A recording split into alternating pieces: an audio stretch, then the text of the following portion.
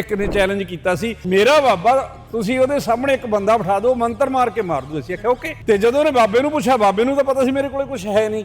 ਫਿਰ ਉਹ ਕੋਰਟ ਦੇ ਵਿੱਚ ਹਲਫੀਆ ਬਿਆਨ ਦੇ ਗਿਆ ਵੀ ਮੈਂ ਤੁਹਾਡੇ ਚੈਲੰਜ ਦਾ ਸਾਹਮਣਾ ਨਹੀਂ ਕਰਦਾ। ਧਰਤੀ ਦੇ ਕੋਈ ਭੂਤ ਪ੍ਰੇਤ, ਕੋਈ ਚਮਤਕਾਰ ਨਹੀਂ ਹੁੰਦਾ, ਕਿਸੇ ਵਿਅਕਤੀ ਕੋਲੇ ਕੋਈ ਸ਼ਕਤੀ ਨਹੀਂ ਹੁੰਦੀ, ਕੋਈ ਜਾਦੂ ਮੰਤਰ, ਕੋਈ ਤਾਂਤਰਿਕ, ਕੋਈ ਜੋਤਸ਼ੀ, ਇਹ ਸਾਰੇ ਦੇ ਸਾਰੇ ਧੋਖੇਬਾਜ਼ ਹੁੰਦੇ ਆ। ਵੀ ਉਹ ਕਿਹੜੀ ਅੰਬੈਸੀ ਆ ਜਿਹੜਾ ਭੂਤ ਦਾ ਵੀਜ਼ਾ ਲਾ ਕੇ ਤੁਹਾਡੇ ਮੰਗਰੀ ਭੇਜ ਦਿੰਦਾ? ਅਸਲ 'ਚ ਵੀਜ਼ਾ ਤਾਂ ਕੋਈ ਨਹੀਂ ਲਾਉਂਦਾ, ਉਹ ਹੁੰਦਾ ਇੱਥੇ ਧਰਤੀ ਦੇ ਉੱਤੇ ਦਸਾਂ ਨੌਹਾਂ ਦੀ ਕਿਰਤ ਕਰਨ ਵਾਲੇ ਮਨੁੱਖ ਨਾਲੋਂ ਵੱਧ ਕਿਸੇ ਕੋਲੇ ਕੋਈ ਸ਼ਕਤੀ ਨਹੀਂ। ਜੇ ਇਸ ਧਰਤੀ ਤੇ ਪੱਤਾ ਹਿਲਦਾ ਤਾਂ ਕਿਰਤੀ ਦੇ ਮਜ਼ਦੂਰ ਦੇ ਹੱਥ ਹਲਾਏ ਤੋਂ ਹਿਲਦਾ। ਆਪਦੀ ਖੂਨ ਪਸੀਨੇ ਦੀ ਕਮਾਈ ਵਿਹਲੜਾਂ ਦੇ ਚਰਨਾਂ 'ਚ ਢੇਰੀ ਨਾ ਕਰ। ਇਸ ਸਮੇਂ ਪੰਜਾਬ ਤਰਕਸ਼ੀਲ ਸੁਸਾਇਟੀ ਦੀ ਵੈਨ ਦੇ ਅੱਗੇ ਖੜੇ ਹਾਂ। ਜਿੰਦਰ ਭਦੌੜ ਜੀ ਹੋਣੀ ਸਾਡੇ ਨਾਲ ਨੇ। ਆਪਾਂ ਗੱਲਬਾਤ ਕਰਾਂਗੇ ਤਰਕ ਦੇ ਉੱਪਰ, ਕਿਉਂਕਿ ਵਹਿਮ ਭਰਮਾਂ ਨੇ ਜਿਸ ਤਰੀਕੇ ਦੇ ਨਾਲ ਪੱਟਿਆ ਹੋਇਆ ਹੈ। ਅਸੀਂ ਅਕਸਰ ਦੇਖਦੇ ਹਾਂ, ਖਬਰਾਂ ਆਉਂਦੀਆਂ ਨੇ ਨਿਤ ਦਿਨ ਕਿ ਕਿਸੇ ਨੇ ਧਰਮ ਦੇ ਜਾਂ ਫਿਰ ਕਹਿ ਲਈਏ ਕਿਸੇ ਵਹਿਮ ਭਰਮ ਦੇ ਭੇਟ ਚੜ੍ਹ ਕੇ ਕਿਸੇ ਦੀ ਬਲੀ ਦੇ ਦਿੱਤੀ, ਇਸ ਤਰ੍ਹਾਂ ਕਰ ਦਿੱਤਾ, ਉਸ ਤਰ੍ਹਾਂ ਕਰ ਦਿੱਤਾ, ਕਿਸੇ ਜੀਵ ਦੀ ਹੱਤਿਆ ਕਰ ਦਿੱਤੀ। ਇਹ ਸਾਰੀਆਂ ਗੱਲਾਂ ਨੂੰ, ਇਹ ਸਾਰੇ ਜਿਹੜੇ ਵਹਿਮ ਭਰਮ ਹੁੰਦੇ ਨੇ, ਉਹਨਾਂ ਨੂੰ ਤੋੜਨ ਦਾ ਕੰਮ ਕਰਦੀਆਂ ਨੇ ਤਰਕਸ਼ੀਲ ਸੁਸਾਇਟੀਆਂ। ਉਸੇ ਵਿਸ਼ੇ 'ਚ ਗੱਲਬਾਤ ਕਰਾਂਗੇ। ਸਵਾਗਤ ਕਰਦੇ ਹਾਂ, ਬਹੁਤ ਬਹੁਤ ਸਵਾਗਤ ਹੈ ਜੀ ਸਾਡੇ। ਧੰਨਵਾਦ ਜੀ ਪੰਜਾਬੀ ਟੀਵੀ ਯੂਐਸ ਦਾ ਵੀ ਬਹੁਤ ਧੰਨਵਾਦ, ਤੁਸੀਂ ਟਾਈਮ ਕੱਢ ਕੇ ਆਏ ਹੋ। ਉਹਨਾਂ ਸਾਰੇ ਦਰਸ਼ਕਾਂ ਦਾ ਵੀ ਧੰਨਵਾਦ ਜਿਹੜੇ ਆਪਣੇ ਗੱਲਬਾਤ ਨੂੰ ਸੁਣ ਕੇ ਆਪਣਾ ਟਾਈਮ ਦੇ ਰਹੇ ਜੀ। ਸੋ ਸਵਾਲ ਇੱਥੇ ਇਹ ਸੀ ਕਿ ਤਰਕਸ਼ੀਲ ਸੁਸਾਇਟੀ ਹੋਂਦ ਵਿੱਚ ਆਉਂਦੀ ਹੈ ਕਿਉਂਕਿ ਤਰਕ ਦੀ ਹੋਣ ਦੀ ਕਮੀ ਹੈ ਸਮਾਜ ਦੇ ਵਿੱਚ। ਕਿਤੇ ਨਾ ਕਿਤੇ ਤਰਕ ਬੇਤਰਕ ਹੋਣਾ ਵੀ ਚਾਹੀਦਾ। ਇਸ ਤੇ ਜਦੋਂ ਗੱਲ ਹੋਊਗੀ ਫੇਰ ਹੀ ਉਹ ਜਮੂਦ ਟੁੱਟਣਗੇ ਜਿਹੜੇ ਐਂ ਸੁਭਾਵਿਕ ਤੌਰ ਤੇ ਬਣਾ ਲਿਆ ਵੀ ਝਾੜੂ ਅੰਦਰ ਨੂੰ ਫੇਰਨਾ ਕਿ ਬਾਹਰ ਨੂੰ ਫੇਰਨਾ, ਕੀ ਕਰਨਾ ਕੀ ਨਹੀਂ ਕਰਨਾ, ਦਿਨੇ ਨਹੀਂ ਫੇਰਨਾ, ਰਾਤ ਨੂੰ ਫੇਰਨਾ, ਖੜਾ ਕਰਨਾ, ਝਾੜੂ ਲੰਮਾ ਪਾਉਣਾ, ਇਹ ਸਾਰੀਆਂ ਚੀਜ਼ਾਂ। ਇਹ ਜਦੋਂ ਤਰਕ ਦੀ ਗੱਲ ਆਉਂਦੀ ਹੈ, ਤਰਕਸ਼ੀਲ ਸੁਸਾਇਟੀ ਦੀ ਗੱਲ ਆਉਂਦੀ ਹੈ, ਇਹ ਉਤਪੰਨ ਕਿੱਥੋਂ ਹੁੰਦੀ ਹੈ, ਇਹਦੀ ਉਤਪੱਤੀ ਕਿਵੇਂ ਹੁੰਦੀ ਹੈ? ਦੇਖੋ, ਇਸ ਵਿਚਾਰਧਾਰਾ ਦੇ ਸਾਥੀ ਤਾਂ ਪਹਿਲਾਂ ਤੋਂ ਹੀ ਮੌਜੂਦ ਰਹੇ ਆ, ਜਾਂ ਐਂ ਕਹਿ ਲਓ ਕਿ ਤਰਕ ਤਾਂ ਜਦੋਂ ਤੋਂ ਮਨੁੱਖ ਹੋਂਦ 'ਚ ਆਇਆ ਉਦੋਂ ਤੋਂ ਤਰਕ ਤਾਂ ਚੱਲਦਾ ਹੀ ਆ। ਪਰ ਇਹਦਾ ਜਿਹੜਾ ਜਥੇਬੰਦਕ ਰੂਪ ਆ ਜਾਂ ਆਰਗੇਨਾਈਜ਼ਡ ਰੂਪ ਆ, ਇਹ ਆ ਕੇ ਤਰਕਸ਼ੀਲ ਸੁਸਾਇਟੀ ਦਾ 1984 'ਚ ਬਣਦਾ।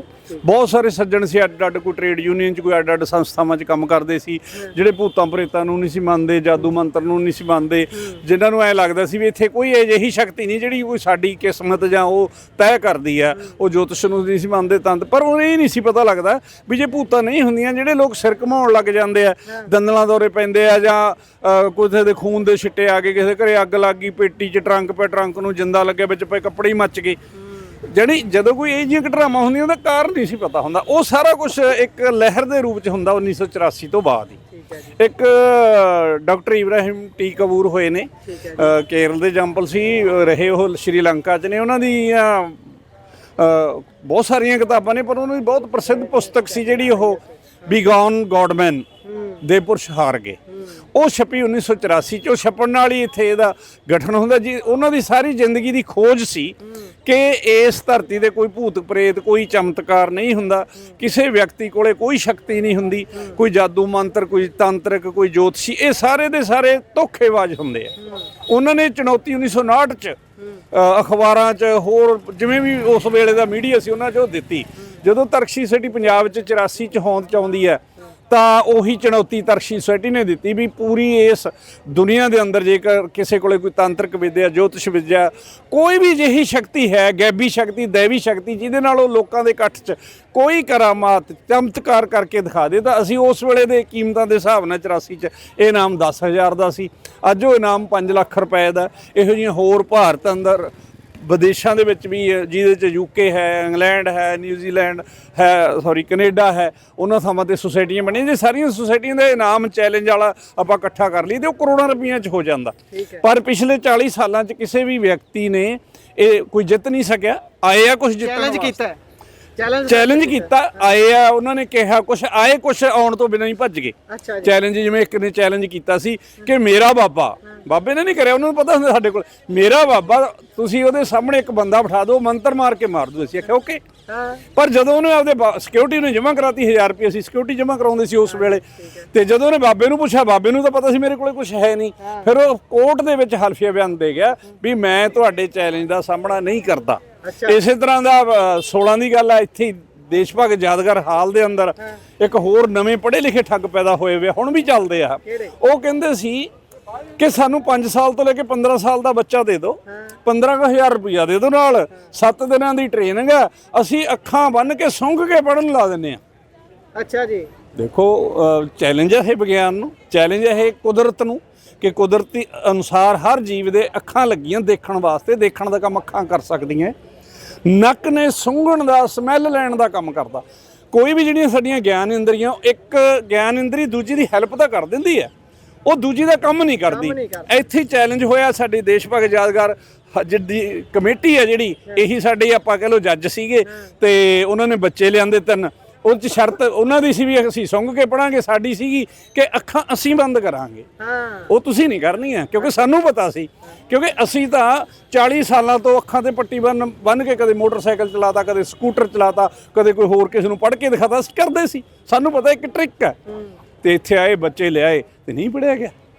ਕਹਿਣ ਦਾ ਮਤਲਬ ਕੋਈ ਵੀ ਇਹੋ ਜਿਹੇ ਹੋਰ ਆਏ ਛੋਟੇ ਮੋਟੇ ਆਪਾਂ ਟਾਈਮ ਉਸ ਤੇ ਨਹੀਂ ਜਾਣੀ। ਤਰਕਸ਼ੀਲ ਸੁਸਾਇਟੀ ਦਾ ਚੈਲੰਜ ਆ ਕਿ ਪੂਰੀ ਦੁਨੀਆ 'ਚ ਕੋਈ ਵਿਅਕਤੀ ਅਜਿਹੀ ਕੰਮ ਕਰਕੇ ਦਿਖਾ ਦੇ ਜਿਹਦੇ ਪਿੱਛੇ ਵਿਗਿਆਨ ਕੰਮ ਨਾ ਕਰਦਾ ਹੋਵੇ, ਤਾਂ ਉਹ ਸੁਸਾਇਟੀਆਂ ਦਾ ਸਾਰੀਆਂ ਦਾ ਕਹੀਏ ਤਾਂ ਕਰੋੜਾਂ ਰੁਪਈਆਂ ਦਾ ਜਿਹੜਾ ਜਿੱਤ ਸਕਦਾ। ਇੱਕ ਤਾਂ ਇਹ, ਦੂਜੀ ਗੱਲ ਸੀ ਇਹ ਸਥਾਪਿਤ ਕੀਤੀ ਕਿ ਇਸ ਪੂਰੀ ਧਰਤੀ ਦੇ ਉੱਤੇ ਮਰੇ ਹੋਏ ਬੰਦੇ ਦਾ ਭੂਤ ਕਿਤੇ ਨਹੀਂ ਹੁੰਦਾ। ਠੀਕ ਹੈ। ਫਿਰ ਸਾਡੇ ਕੋਲ ਸਵਾਲ ਆ ਗਏ ਵੀ ਤੁਸੀਂ ਕਹਿੰਦੇ ਭੂਤ ਹੀ ਨਹੀਂ ਹੁੰਦਾ, ਲੋਕਾਂ ਦਾ ਚਿੰਬੜੇ ਆ, ਲੋਕ ਤਾਂ ਬਾਣੀ ਪਏ ਫਿਰਦੇ ਆ। ਫਿਰ ਅਸੀਂ ਉਹਦੀ ਜਿਹੜੀ ਉਹ ਮਨੋਵਿਗਿਆਨਕ ਉਹਦੀ ਸਟੱਡੀ ਕੀਤੀ, ਤੇ ਅੱਜ ਅਸੀਂ ਚੈਲੰਜ ਕਰਦੇ ਹਾਂ ਕਿ ਜੇ ਕੋਈ ਬੰਦਾ ਇਹ ਕਹਿੰਦਾ ਉਹਨੂੰ ਭੂਤ ਚਿੰਬੜਿਆ, ਉਹਦਾ ਭੂਤ ਵਿਗੜਿਆ, ਜਿੱਡਾ ਮਰਜ਼ੀ ਪੁਰਾਣਾ ਹੋਵੇ, ਜਿੱਡਾ ਮਰਜ਼ੀ ਵਿਗੜਿਆ ਹੋਵੇ, ਅਸੀਂ ਗਰੰਟੀ ਨਾਲ ਠੀਕ ਕਰਦੇ ਹਾਂ। ਅਸੀਂ ਇਹ ਗੱਲ ਪੂਰੇ ਸਮਾਜ ਨੂੰ ਤੁਹਾਡੇ ਚੈਨਲ ਦੇ ਜ਼ਰੀਏ ਕਹਿਣਾ ਚਾਹੁੰਦੇ ਆ ਕਿ ਕਿਤੇ ਨਹੀਂ ਹੈ, ਇਹ ਸਾਰਾ ਕੁਝ ਸਾਡੇ ਦਿਮਾਗ 'ਚ ਹੈ। ਮੈਂ 2-3 ਵਾਰੀ ਕੈਨੇਡਾ 'ਚ ਆਇਆ ਆ, ਉੱਥੇ ਵੀ ਲੋਕਾਂ 'ਚ ਉਹੀ ਅੰਧ ਵਿਸ਼ਵਾਸ, ਉਹੀ ਵਹਿਮ ਭਰਮ ਸਾਡੇ ਲੈ ਗਏ ਭੂਤ ਨਾਲ। ਬਿਲਕੁਲ। ਉਹ ਮੈਨੂੰ ਕਹਿੰਦੇ ਜੀ ਸਾਨੂੰ ਇੱਥੇ ਤੰਗ ਕਰਦੇ ਆ। ਮੈਂ ਕਿਹਾ ਵੀ ਲੋਕੀ ਤਾਂ 25-25 30-30 ਲੱਖ ਰੁਪਈਆ ਦਿੰਦੇ ਆ, ਏਜੰਟਾਂ ਨੂੰ ਦਿੰਦੇ ਆ, ਐਮਬੈਸੀਆਂ 'ਚ ਅਪਲਾਈ ਕਰਦੇ ਆ, ਮਸਾਂ ਵੀਜ਼ਾ ਲੱਗਦਾ। ਵੀ ਉਹ ਕਿਹੜੀ ਐਮਬੈਸੀ ਆ ਜਿਹੜਾ ਭੂਤ ਦਾ ਵੀਜ਼ਾ ਲਾ ਕੇ ਤੁਹਾਡੇ ਮੰਗਰੀ ਭੇਜ ਦਿੰਦਾ? ਅਸਲ 'ਚ ਵੀਜ਼ਾ ਤਾਂ ਕੋਈ ਨਹੀਂ ਲਾਉਂਦਾ, ਉਹ ਹੁੰਦਾ ਇੱਥੇ। ਬਾਹਰ ਕੁਛ ਨਹੀਂ ਹੈ, ਸਿਵਿਆਂ 'ਚ ਕੋਈ ਭੂਤ ਪ੍ਰੇਤ ਨਹੀਂ ਹੈ, ਉਹ ਹੁੰਦਾ ਇੱਥੇ। ਤੇ ਜਦੋਂ ਬੰਦਾ ਚਾਹੇ ਇੱਕ ਦੁਨੀਆ 'ਚ ਕਿਤੇ ਚੜ੍ਹ ਜੇ, ਆਹ ਤਾਂ ਨਾਲ ਹੀ ਜਾਂਦਾ, ਦਿਮਾਗ ਦਾ ਨਾਲ ਹੀ ਜਾਂਦਾ। ਇਹ ਉਹ ਗੱਲਾਂ ਜਿਹੜੀਆਂ ਸਾਡੇ ਮਨਾਂ 'ਚ ਬਚਪਨ ਤੋਂ ਸਾਡੇ ਮਾਪੇ ਕਹਿ ਲਓ, ਸਾਡਾ ਸਮਾਜ ਕਹਿ ਲਓ ਭਰ ਦਿੰਦਾ ਵੀ ਇੱਕ ਬੰਦਾ ਹੁੰਦਾ, ਬੰਦੇ 'ਚ ਰੂਹ ਹੁੰਦੀ ਆ, ਜਦੋਂ ਬੰਦਾ ਮਰ ਜਾਂਦਾ ਰੂਹ ਬਾਹਰ ਨਿਕਲਦੀ ਆ, ਉਹ ਹੋਰ ਜਾਮੇ ਜਾਵੜਦੀ ਆ, ਉਹਦੀ ਗਤੀ ਕਰਾਉਣੀ ਪੈਂਦੀ ਆ। ਕਈਆਂ ਦੀ ਗਤੀ ਨਹੀਂ ਹੁੰਦੀ, ਜਿਹਦੀ ਗਤੀ ਨਹੀਂ ਹੁੰਦੀ ਰੂਹ ਭਟਕਦੀ ਆ, ਉਹ ਭੂਤ ਪ੍ਰੇਤ ਬਣ ਜਾਂਦੀ ਹੈ, ਕਦੇ ਕਿਸੇ ਨੂੰ ਤੰਗ ਕਰਦੀ ਹੈ, ਕਦੇ ਕਿਸੇ ਨੂੰ ਕਰਦੀ ਹੈ। ਸਾਡਾ ਇਹ ਵੀ ਚੈਲੰਜ ਆ ਕਿ ਅਗਰ ਕੋਈ ਵਿਅਕਤੀ ਸਾਡੇ ਤੇ ਭੂਤ ਛੱਡ ਦੇ, ਭੂਤ ਤੋਂ ਕੋਈ ਇਹੀ ਕੰਮ ਕਰਕੇ ਦਿਖਾ ਦੇ, ਮੰਨ ਲਓ ਆ ਪੈਨ ਆ ਮੈਂ ਇੱਥੇ ਰੱਖਦਾ, ਵੀ ਉਹ ਪੈਨ ਹਿਲਾ ਕੇ ਦਿਖਾ ਦੇ, ਸਿਰਫ ਹਿਲਾ, ਜਾਣੀ 23 ਸ਼ਰਤਾਂ ਇੰਨੀਆਂ ਸੌਖੀਆਂ। ਜਿਹੜਾ ਬੰਦਾ ਕਹਿੰਦਾ ਵੀ ਮੈਂ ਤਾਂ 100 ਮੀਲ ਤੋਂ ਸੱਚੀਆਂ ਗੱਲਾਂ ਦੱਸ ਦਿੰਦਾ ਮਨ ਦੀਆਂ, ਜਿਹੜਾ ਬੰਦਾ ਕਹਿੰਦਾ ਮੈਂ ਤਾਂ ਘਰ ਦੇ ਹਾਲਾਤ ਦੱਸ ਦਿੰਦਾ, ਸਾਡੀ ਸ਼ਰਤ ਬੜੀ ਸੌਖੀ ਕੀ ਹੈ ਵੀ ਹੱਥ 'ਚ ਫੜ ਲਿਆ ਨੋਟ ਮੁੱਠੀ 'ਚ, ਉਹਦਾ ਕੋਈ ਵੀ ਲੜੀ ਨੰਬਰ ਦੱਸ ਕੇ ਕਰੋੜਾਂ ਰੁਪਈਆ ਨਾਮ ਆ ਜਿਹੜਾ ਜਿੱਤ ਸਕਦਾ। ਮੁੱਠੀ 'ਚ ਫੜੇ ਨੋਟ ਦਾ ਨੰਬਰ, ਨੋਟ ਸਿਰਫ ਇੰਨੀ ਕਿ ਇਦੋਂ ਵੀ ਅਗਲੀ ਗੱਲ ਹੋਰ ਸੌਖੀ ਕਰ ਦਿੰਦੇ ਆ। ਕੋਈ ਵੀ ਜਿਹੜਾ ਕਹਿੰਦਾ ਮੈਂ ਬਹੁਤ ਮਾਹਰ ਆ, ਮੈਂ ਤਾਂ ਮਨ ਪੜ੍ਹ ਲੈਣਾ, ਮੈਂ ਤਾਂ ਆਹ ਕਰ ਦੇਣਾ, ਮੈਨੂੰ ਮੈਂ ਜਾਣੀ ਜਾਣਾ। ਮਨ ਪੜਨ ਵਾਲੇ ਬਾਬੇ ਵੀ ਬਹੁਤ ਤੁਰੇ ਫਿਰਦੇ ਅੱਜ ਕੱਲ੍ਹ। ਸ਼ਾਸਤਰੀ ਹੋਇਆ ਜਗੇਸ਼ਵਰ ਧਾਮ ਵਾਲਾ, ਚੈਲੰਜ ਕੀਤਾ ਉਹਨੂੰ, ਮਹਾਰਾਸ਼ਟਰ ਜਾ ਕੇ ਉਹਨੇ ਆਪਦਾ ਕੈਂਪ ਸ਼ਿਵਰ ਲਾਇਆ। ਮਹਾਰਾਸ਼ਟਰ 'ਚ ਅੰਧ ਸ਼ਰਧਾ ਨਿਰਮੂਲਨ ਸਮਿਤੀ ਬਣੀ, ਉਹਨੇ ਚੈਲੰਜ ਕਰਤਾ। 5 ਦਿਨਾਂ ਦਾ ਉਹਦਾ ਸ਼ਿਵਰ ਸੀ, 3 ਦਿਨ ਲਾ ਕੇ ਭੱਜ ਗਿਆ। ਉਹਨੂੰ ਪਤਾ ਲੱਗ ਗਿਆ ਕਿਉਂਕਿ ਮਹਾਰਾਸ਼ਟਰ ਦੇ ਵਿੱਚ ਇੱਕ ਕਾਨੂੰਨ ਬਣਿਆ ਹੋਇਆ, ਅੰਧ ਵਿਸ਼ਵਾਸ ਰੋਕੂ ਕਾਨੂੰਨ, ਉਹਦੇ ਤਹਿਤ ਉਹ ਆਉਂਦਾ ਸੀ, ਤੈਨੂੰ ਫੜ ਕੇ ਅੰਦਰ ਦੇ ਦੇਣਾ। ਜਾਣੀ ਅੱਜ ਵੀ ਤੁਹਾਡੇ ਚੈਨਲ ਦੇ ਜ਼ਰੀਏ ਕਹਿੰਦੇ ਇਸ ਧਰਤੀ ਦੇ ਉੱਤੇ 10 ਨੌਹਾਂ ਦੀ ਕਿਰਤ ਕਰਨ ਵਾਲੇ ਮਨੁੱਖ ਨਾਲੋਂ ਵੱਧ ਕਿਸੇ ਕੋਲੇ ਕੋਈ ਸ਼ਕਤੀ ਨਹੀਂ। ਜੇ ਇਸ ਧਰਤੀ ਦੇ ਪੱਤਾ ਹਿਲਦਾ ਤਾਂ ਕਿਰਤੀ ਦੇ ਮਜ਼ਦੂਰ ਦੇ ਹੱਥ ਹਿਲਾਏ ਤੋਂ ਹਿਲਦਾ। ਕੋਈ ਇਹੋ ਜਿਹੀ ਸ਼ਕਤੀ ਨਹੀਂ ਹੈ ਜਿਹੜੀ ਸਾਡੀ ਕਿਸਮਤ ਤੈਅ ਕਰਦੀ ਹੈ। ਇਹ ਸਾਰਾ ਕੁਝ ਸਾਡੀ ਕਿਸਮਤ, ਸਾਡੀਆਂ ਜੀਵਨ ਦੀਆਂ ਖੁਸ਼ਹਾਲੀਆਂ, ਮੁਸ਼ਕਲਾਂ, ਉਹ ਕਿਸੇ ਵੀ ਦੇਸ਼ ਦੇ ਰਾਜਨੀਤਿਕ ਪ੍ਰਬੰਧ ਤੇ ਆਰਥਿਕ ਪ੍ਰਬੰਧ ਤੇ ਨਿਰਭਰ ਕਰਦੀਆਂ ਕਿ ਕਿਸੇ ਮੁਲਕ ਦਾ ਰਾਜਨੀਤਿਕ ਪ੍ਰਬੰਧ ਜੇ ਅੱਛਾ ਤਾਂ ਲੋਕ ਸੁਖੀ ਹੈ। ਪ੍ਰਧਾਨ ਸਾਹਿਬ ਮੇਰਾ ਸਵਾਲ ਸੀ, ਮਾਫ ਕਰਨਾ ਤੁਹਾਡੀ ਗੱਲ ਕੱਟ ਰਿਹਾ, ਕਿ ਜਿਸ ਤਰੀਕੇ ਨਾਲ ਤੁਸੀਂ ਦੱਸਿਆ ਕਿ ਅਸੀਂ ਚੈਲੰਜ ਦਿੰਨੇ ਆ ਕਿ ਤੁਸੀਂ ਐਕਸੈਪਟ ਕਰ ਲਓ, ਪਰ ਫਿਰ ਵੀ ਅਸੀਂ ਦੇਖ ਰਹੇ ਆ ਅੱਜ ਤੋਂ ਪਹਿਲਾਂ ਵੀ ਬਹੁਤ ਸਾਰੇ ਲੋਕ ਠੱਗੀ ਦਾ ਸ਼ਿਕਾਰ ਹੁੰਦੇ ਰਹੇ ਨੇ ਇਸੇ ਜ਼ਰੀਏ। ਕਈ ਤਾਂ ਜਾਨ ਤੋਂ ਹੱਥ ਗਵਾਉਣਾ ਪੈ ਜਾਂਦਾ, ਕਈ ਵਾਰੀ ਬਲੀ ਦੇਣ ਦੀ ਗੱਲ ਆ ਜਾਂਦੀ ਹੈ।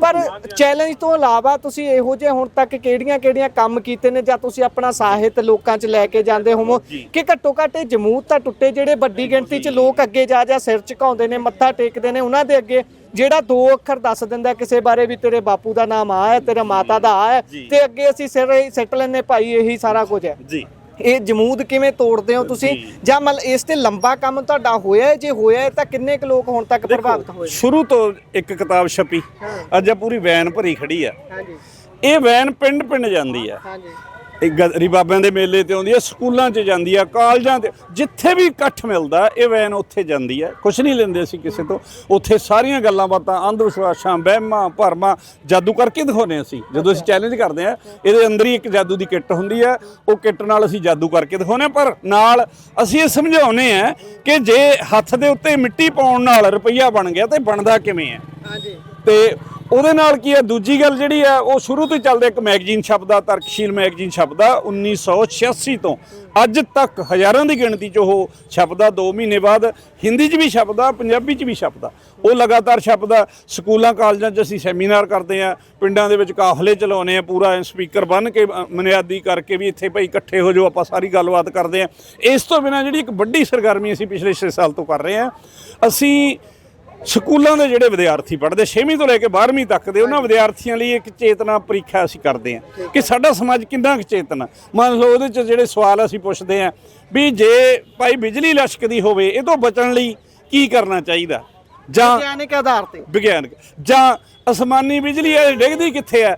ਤੇ ਅਸੀਂ ਦੇਖਿਆ ਉਹ 'ਚ ਆਪਸ਼ਨਾਂ ਹੁੰਦੀਆਂ, ਬੱਚੇ ਕਈ ਵਾਰੀ ਟਿਕ ਕਰ ਦਿੰਦੇ ਆ, ਬਿਜਲੀ ਕਾਲੀ ਚੀਜ਼ ਤੇ ਡਿੱਗਦੀ ਹੈ, ਬਿਜਲੀ ਸੱਪ ਤੇ ਡਿੱਗਦੀ ਹੈ, ਬਿਜਲੀ ਮਾਮੇ ਭਾਣਜੇ ਤੇ ਡਿੱਗਦੀ ਹੈ। ਇਹਨਾਂ ਗੱਲਾਂ ਤੋਂ ਸਾਨੂੰ ਐਂ ਪਤਾ ਲੱਗ ਜਾਂਦਾ ਸਮਾਜ ਕਿੱਥੇ ਖੜਾ। ਹੁਣੇ ਉਹ ਪ੍ਰੀਖਿਆ ਲੈ ਕੇ ਹਟੇ ਆ, 32,000 ਕਿਤਾਬ ਸਿਲੇਬਸ ਦੀ ਸਾਡੀ ਆਪਣੀ ਕਿਤਾਬ ਹੁੰਦੀ ਆ, ਉਹ ਉਹਨਾਂ ਵਿਦਿਆਰਥੀਆਂ ਨੂੰ ਦਿੱਤੀ, ਉਹਨਾਂ ਨੇ ਪੇਪਰ ਦਿੱਤਾ। ਹੁਣ ਉਹਨਾਂ ਨੂੰ ਲੱਖਾਂ ਰੁਪਏ ਦੇ ਅਸੀਂ ਕਿਤਾਬਾਂ ਦੇ ਰੂਪ 'ਚ ਸੀ ਉਹ ਇਨਾਮ ਦੇਣੇ ਆ, ਉਹਦਾ ਹਜੇ ਰਿਜ਼ਲਟ ਨਿਕਲਣਾ, ਉਦੋਂ ਬਾਅਦ ਇਨਾਮ ਦੇਣੇ ਆ। ਇਹ ਵੱਡੀ ਸਰਗਰਮੀ ਚੱਲਦੀ ਹੈ। ਕਹਿਣ ਦਾ ਮਤਲਬ, ਜਾਂ ਜਿਹੜੇ ਲੋਕੀ ਕਹਿੰਦੇ ਵੀ ਭਾਈ ਭੂਤ ਪ੍ਰੇਤ ਚਿੰਬੜਿਆ, ਉਹਦੇ ਹਿਸਾਬ ਨਾਲ ਸਾਡੇ ਸੈਂਟਰ ਚੱਲਦੇ ਆ ਪੰਜਾਬ 'ਚ। ਅਸੀਂ ਕਹਿੰਦੇ ਆ ਭਾਈ ਉੱਥੇ ਆ ਕੇ ਤੁਸੀਂ ਮੁਫਤ ਸੇਵਾਵਾਂ ਲਿਓ, ਆਪਦੀ ਖੂਨ ਪਸੀਨੇ ਦੀ ਕਮਾਈ ਵਿਹਲੜਾਂ ਦੇ ਚਰਨਾਂ 'ਚ ਢੇਰੀ ਨਾ ਕਰੋ। ਭਦੌੜ ਸਾਹਿਬ, ਆਖਰੀ ਸਵਾਲ ਹੈ, ਜਦੋਂ ਤੁਸੀਂ ਇਹ ਕੰਮ ਕਰਦੇ ਹੋ, ਤਰਕ ਤੇ ਗੱਲ ਕਰਦੇ ਹੋ, ਤਾਂ ਧਰਮ ਵੀ ਆੜੇ ਆ ਜਾਂਦਾ ਹੋਊਗਾ। ਜਦੋਂ ਧਰਮ ਆੜੇ ਆ ਜਾਂਦਾ, ਫਿਰ ਜਿਹੜਾ ਵਿਵਾਦ ਹੁੰਦਾ ਉਹ ਤਾਂ ਫਿਰ ਅੱਗਾ ਲਵਾ ਦਿੰਦਾ। ਕਦੀ ਇਹੋ ਜਿਹੀ ਸਥਿਤੀ ਬਣੀ ਹੈ ਕਿ ਧਰਮ ਜ਼ਿਆਦਾ ਹੀ ਆੜੇ ਆ ਗਿਆ ਹੋਵੇ, ਫਿਰ ਉੱਥੇ ਹੱਥ ਪੈਰ ਚੱਲਦੇ? ਨਹੀਂ ਇਹੋ ਜਿਹੀ ਸਥਿਤੀ ਬਣਦੀ ਨਹੀਂ ਹੈ, ਉਸ ਤਰ੍ਹਾਂ ਕੋਈ ਐ ਸਿੱਧੀ ਨਹੀਂ ਬਣੀ, ਕਿਉਂਕਿ ਅਸੀਂ ਆਪਦੀ ਗੱਲ ਵਿਗਿਆਨ ਦੀ ਕਰਦੇ ਹਾਂ, ਅਸੀਂ ਆਪਦੀ ਗੱਲ ਕਰਦੇ ਹਾਂ, ਅਸੀਂ ਕਿਸੇ ਦਾ ਨਖੇਦ, ਕਿਸੇ ਦਾ ਵਿਰੋਧ ਨਹੀਂ ਕਰਦੇ। ਸਾਨੂੰ ਜੇ ਕੋਈ ਪੁੱਛੇ ਵੀ ਆਹ ਗੱਲ ਕਿਵੇਂ ਹੁੰਦੀ ਹੈ, ਜੇ ਕੋਈ ਧਾਰਮਿਕ ਐਂਗਲ ਤੋਂ ਪੁੱਛਦਾ, ਅਸੀਂ ਕਹਿੰਦੇ ਧਰਮ ਵਾਲਿਆਂ ਨੂੰ ਪੁੱਛੋ। ਅਸੀਂ ਤਾਂ ਵਿਗਿਆਨਕ ਆਧਾਰ ਹੀ ਦੱਸ ਸਕਦੇ ਹਾਂ ਵੀ ਭਾਈ ਕੀ ਕੋਈ ਗਲ ਵੱਡੇ ਤੋਂ ਚੱਲ ਸਕਦਾ। ਵਿਗਿਆਨ ਕਹਿੰਦਾ ਕਿ ਨਹੀਂ ਚੱਲਿਆ ਜਾ ਸਕਦਾ। ਹੋਰ ਜਿਹੜੀਆਂ ਕੋਈ ਚਮਤਕਾਰ ਹੁੰਦਾ, ਕੋਈ ਕਰਾਮਾਤ ਹੁੰਦੀ ਹੈ, ਕੋਈ ਕਲਾ ਵਰਤਦੀ ਹੈ, ਅਸੀਂ ਕਹਿੰਦੇ ਅਜਿਹਾ ਕੁਛ ਨਹੀਂ ਹੁੰਦਾ। ਉਹ ਆਪਦੀ, ਜੇ ਕੋਈ ਕਿਸੇ ਧਰਮ ਦਾ ਵਿਸ਼ੇਸ਼ ਨਾਂ ਲੈ ਕੇ ਪੁੱਛਦਾ ਵੀ ਫਲਾਣਾ ਧਰਮ ਐਂ ਕਹਿੰਦਾ, ਅਸੀਂ ਕਹਿੰਦੇ ਵੀ ਉਹਨਾਂ ਨੂੰ ਕਰੋ। ਅਸੀਂ ਤਾਂ ਇਹ ਕਹਿੰਦੇ ਆ ਵੀ ਜਿਹੜਾ ਕੁਛ ਅੱਜ ਵਾਪਰ ਰਿਹਾ, ਇਹੀ ਪਹਿਲਾਂ ਵਾਪਰ ਰਿਹਾ ਸੀ, ਉਹ 'ਚ ਕੋਈ ਫਰਕ ਨਹੀਂ ਪਿਆ, ਸਗੋਂ ਤਰੱਕੀ ਕੀਤੀ। ਅਸੀਂ ਤਾਂ ਇੱਕ ਗੱਲ ਕਹਿੰਦੇ ਆ ਕਿ ਕਿਸੇ ਵੀ ਚਮਤਕਾਰ ਦੀ, ਕਰਾਮਾਤ ਦੀ ਲਾਈਫ ਹੋਣੀ ਕਹਿ ਕੇ ਜਿੰਨਾ ਚਿਰ ਉਹਦੇ ਪ੍ਰਤੀ ਖੋਜ ਨਹੀਂ ਹੋਈ, ਸਾਨੂੰ ਜਿਹੜੀ ਗੱਲ ਦੇ ਕਾਰਨ ਨਹੀਂ ਪਤਾ, ਉਹਨਾਂ ਚਿਰ ਉਹ ਚਮਤਕਾਰ ਹੈ। ਪਰ ਅੱਜ ਜੋ ਕੁਝ ਵੀ ਹੈ, ਜੇ ਅਗਰ ਕੋਈ ਮੈਨੂੰ ਸਵਾਲ ਕਰੇ ਵੀ ਆਹ ਗੱਲ ਕਿਵੇਂ ਹੁੰਦੀ ਹੈ, ਤਾਂ ਅੱਜ ਆਪਾਂ ਜਵਾਬ ਦੇਣ ਦੇ ਸਮਰੱਥ ਹਾਂ। ਜਿਹੜੀਆਂ ਘਟਨਾਵਾਂ ਹੁੰਦੀਆਂ ਨੇ ਉਹਨਾਂ ਦੇ ਸਾਰੀਆਂ ਦੇ ਕਾਰਨ ਨੇ। ਅਸੀਂ ਇੱਕ ਗੱਲ ਇਹ ਵੀ ਕਹਿੰਦੇ ਹਾਂ, ਧਰਮ ਦੇ ਮਾਮਲੇ 'ਚ ਤਰਕਸ਼ੀਲ ਸੁਸਾਇਟੀ ਸਮਝਦੀ ਹੈ ਵੀ ਇਹ ਨਿੱਜੀ ਵਿਸ਼ਵਾਸ ਦਾ ਮਸਲਾ। ਜੇ ਇਹ ਰਾਜਨੀਤੀ ਇਹਨੂੰ ਵਰਤਦੀ ਆ, ਰਾਜਨੀਤੀ ਚਾਹੁੰਦਾ ਕੋਈ ਬੰਦਾ ਆਪਦੇ ਧਰਮ ਕਰਕੇ ਦੂਜੇ ਨੂੰ ਪਰੇਸ਼ਾਨ ਕਰਦਾ, ਤਾਂ ਅਸੀਂ ਉਹਦੀ ਨਿੰਦਾ ਕਰਦੇ। ਬਹੁਤ ਬਹੁਤ ਸ਼ੁਕਰੀਆ, ਬਹੁਤ ਬਹੁਤ ਸ਼ੁਕਰੀਆ। ਇਸ ਤੇ ਲੰਬੀ ਗੱਲਬਾਤ ਆਪਾਂ ਬਾਅਦ ਦੇ ਵਿੱਚ ਕਰਾਂਗੇ, ਹੁਣ ਇਸ ਸਮਾਗਮ ਦੇ ਕਰਕੇ ਇੰਨੀ ਕੀਤੀ ਜਾ ਸਕਦੀ। ਬਹੁਤ ਧੰਨਵਾਦ। ਸੋ ਤੁਸੀਂ ਤਰਕਸ਼ੀਲ ਸੁਸਾਇਟੀ ਦੇ ਵਿਚਾਰ ਸੁਣੇ ਨੇ, ਉਹਨਾਂ ਦੇ ਵੱਲੋਂ ਦੱਸਿਆ ਗਿਆ ਕਿ ਕਿਸ ਤਰੀਕੇ ਦੇ ਨਾਲ ਇਹ ਚੈਲੰਜ ਕੀਤਾ ਜਾਂਦਾ ਹੈ ਕਿ ਜੇਕਰ ਤੁਹਾਨੂੰ ਲੱਗਦਾ ਹੈ ਕੋਈ ਕਲਾ ਵਰਤ ਰਹੀ ਹੈ, ਕਰਾਮਾਤ ਹੈ, ਤਾਂ ਉਸ ਦੇ ਪਿੱਛੇ ਵਿਗਿਆਨਕ ਸੱਚ ਕੀ ਹੈ, ਉਸ ਤੇ ਗੱਲ ਕਰਦੇ ਨੇ। ਜੁੜੇ ਰਹੋ Punjabi radio, Punjabi TV USA ਨਾਲ। ਧੰਨਵਾਦ, ਸਤਿ ਸ਼੍ਰੀ ਅਕਾਲ।